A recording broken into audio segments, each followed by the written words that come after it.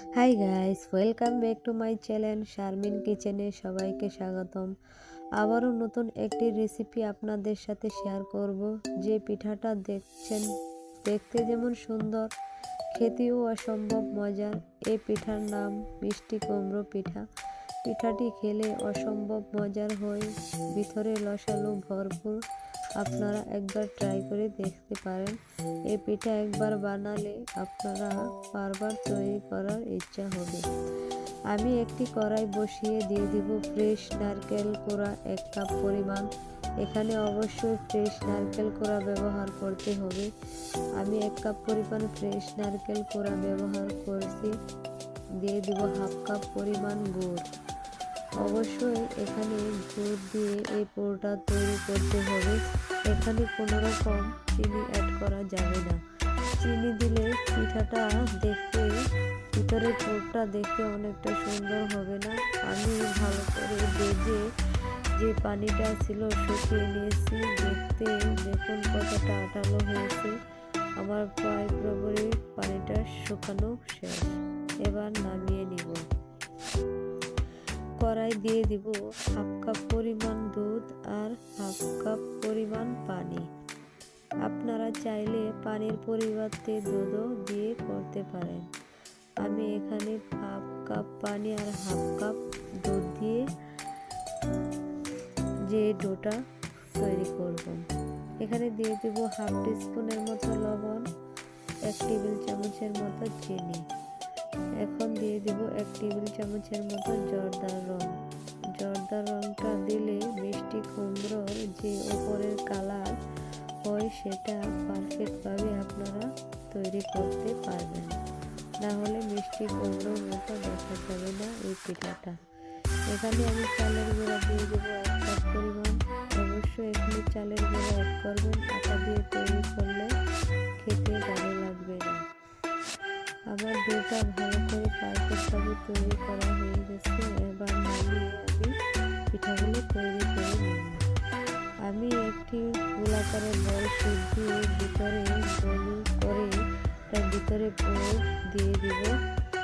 যে নারকেল কোড়া পুরটা তৈরি করেছে সেই পুরটা আমি ভিতরে চেপে চেপে দিয়ে মুখটা বন্ধ করে দিয়ে দিব। আমি আপনাদেরকে এই পিঠা একবার তৈরি করে শেয়ার করেছি। আপনারা যদি এই পিঠা একবার বাড়িতে তৈরি করে নিন তাহলে এই পিঠাগুলো বারবার তৈরি করতে পরিবারের সবাই আপনাদের রিকোয়েস্ট করবে। আমি গোলাকারের শেপ দিয়ে নিচ্ছি মিষ্টি কুমড়োর মতো। ভিতরে একটু হাত দিয়ে একটু ছিদ্র করে দিয়েছি যাতে মিষ্টি কুমড়োর মতো ডিজাইন করা যায়। একটি চামচের সাহায্যে আমি মিষ্টি কুমড়োর ডিজাইন করে নিব। দেখুন ভিতরে একটি বটি লাগিয়ে দিচ্ছি, সেটা হলো লবঙ্গ। আপনারা চাইলে সবুজ কালারের রং দিয়েও ভিতরে যে বটিটা তৈরি করে নিতে পারেন। আমি এখানে লবঙ্গ দিয়ে বটিটা তৈরি করেছি। আরেকটি পিঠা আপনাদেরকে বানিয়ে দেখিয়ে দিচ্ছি কতটা সহজ এই পিঠা। যদি আপনারা একবার ট্রাই করেন তাহলে বুঝতে পারবেন এই পিঠা কতটা মজা ও দেখতে সুন্দর হয়। মেহমান বাড়িতে আসলে অবশ্যই একবার যদি এই পিঠা আপনারা তাদের সামনে বানিয়ে দিন, তারা বলবে এটা কি, দেখতে এতটাই সুন্দর হয়েছে। আপনারা যদি এই পিঠা না বানান তাহলে বুঝতেই পারবেন না যে পিঠাটা কতটা মজার ও দেখতে সুন্দর।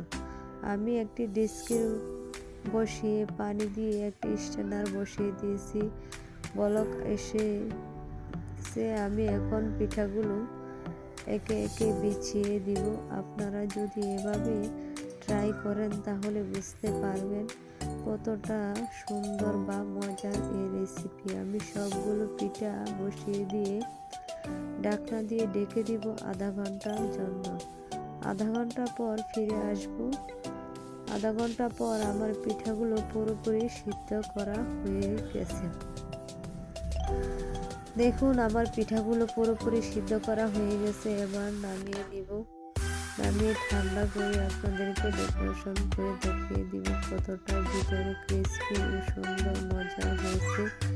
আপনারা যদি একবার তৈরি করেন তাহলে বুঝতে পারবেন পিঠাগুলো দেখতে যেমন সুন্দর, খেতেও অসম্ভব মজার। আমি একটি পিঠা আপনাদেরকে ভেঙে দেখিয়ে দিচ্ছি ভিতরে কতটা ভরপুর রসালো নারকেলের পুর, যা মুখে দিলেই মিলিয়ে যাবে। আপনারা একবার ট্রাই করে দেখবেন এই পিঠা বাড়িতে। অবশ্যই দ্বিতীয়বার বানানোর জন্য রিকোয়েস্ট করবে পরিবারের সবাই। আশা করি ভালো থাকবেন।